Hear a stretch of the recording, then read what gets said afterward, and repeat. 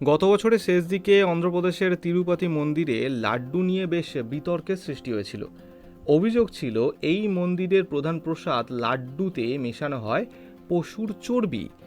গুজরাটের একটি ল্যাবরেটরির রিপোর্ট এই বিতর্কের সূত্রপাত করে।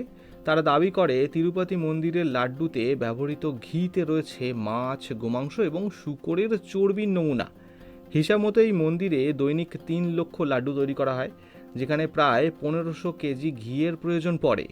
তো এই বিতর্ক শুরু হওয়ায় সুপ্রিম কোর্ট একটি তদন্তকারী দল গঠন করেছিল, যেখানে সিবিআই এর পাশাপাশি অন্ধ্রপ্রদেশ পুলিশ এবং ভারতের খাদ্য নিরাপত্তা এবং মান বিষয় কর্তৃপক্ষের আধিকারিকেরাও নিযুক্ত ছিলেন, যার ফলে খুব দ্রুত আসল ব্যাপার সামনে আসে।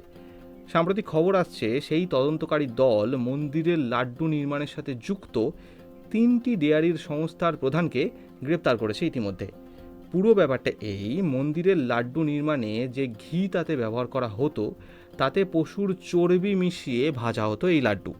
এছাড়াও সিবিআই আরও জানতে পেরেছে মন্দিরে ঘিয়ের যোগান দেওয়ার জন্য এই ডেয়ারি সংস্থাগুলি ভুয়ো নামে টেন্ডার নিতেন এবং ভুয়ো নথি দেখিয়ে টেন্ডারে কারচুপি করতেন।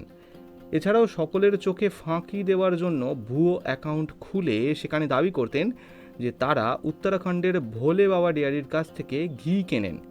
পরে অবশ্য সিবিআই জানতে পারে এত ঘিয়ের যোগান দেওয়ার ক্ষমতা ভোলে বাবা ডেয়ারির নেই।